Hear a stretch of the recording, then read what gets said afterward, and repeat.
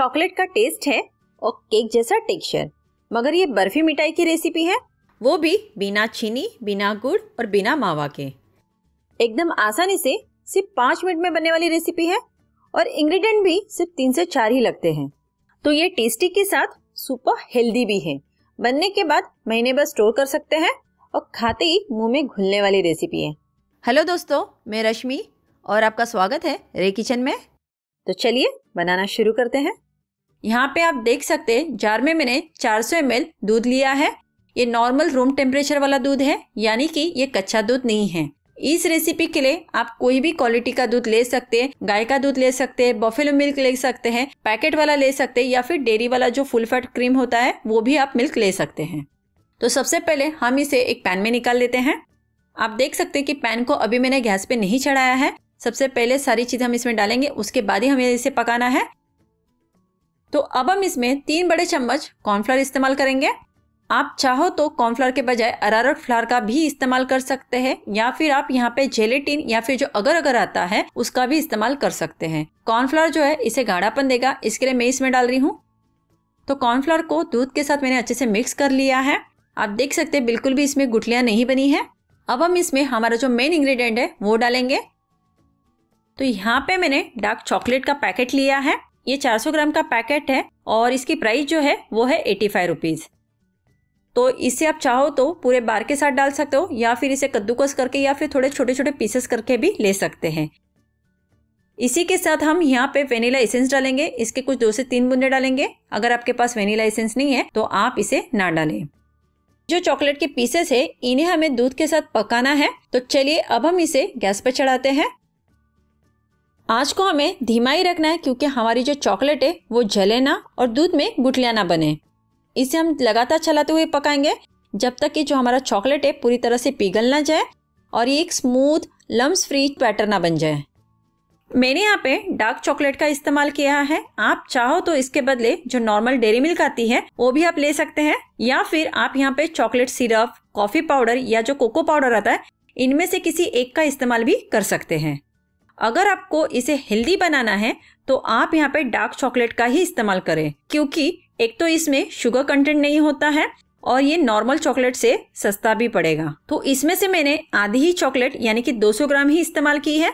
तो ये मुझे पड़ी है सिर्फ 40 से 45 रुपए में। अगर बाहर से इस तरह का जो अमूल का डार्क चॉकलेट का पैकेट आता है उससे आप खरीदते हैं तो ये आपको पड़ता है 150 रुपए का, वो भी सिर्फ 125 ग्राम। और अगर आप नॉर्मल जो डेयरी मिल्क आती है वो अगर आप खरीदने जाओ 200 ग्राम के लिए, वो आपको पड़ेगा 200 से 250 रुपए।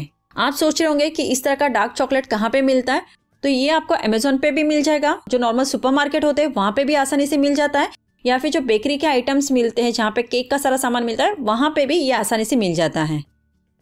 आजकल जिस तरह का वायरस पूरी दुनिया में फैला हुआ है, तो गवर्नमेंट की हेल्थ एडवाइजरी ने भी डार्क चॉकलेट खाने के लिए कहा है, मगर उसमें 70% कोकोआ होना जरूरी है और शुगर ना के बराबर होनी चाहिए।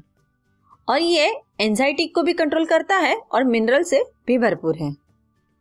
इसे गाढ़ा होने में सिर्फ 4 से 5 मिनट ही लगते हैं, क्योंकि मैंने चॉकलेट को साबुत डाला था। अगर आपने चॉकलेट को कद्दूकस करके लिया है तो इसे सिर्फ 3 मिनट ही लगेंगे। और अगर आपने मेरे चैनल को अब तक सब्सक्राइब नहीं किया है तो सब्सक्राइब करें और बेल आइकन को प्रेस करना ना भूलें।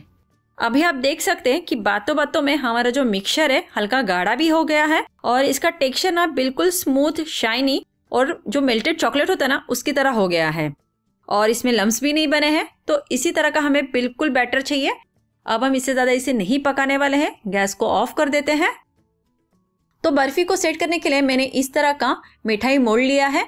तो इसे हम हल्का सा घी लगा लेंगे। बहुत ज़्यादा घी हमें नहीं लगाना है, क्योंकि ये अपने आप ही डिमोल्ड आसानी से हो जाता है। आप इसे कोई भी कंटेनर में सेट कर सकते हैं जो भी आपके पास अवेलेबल है।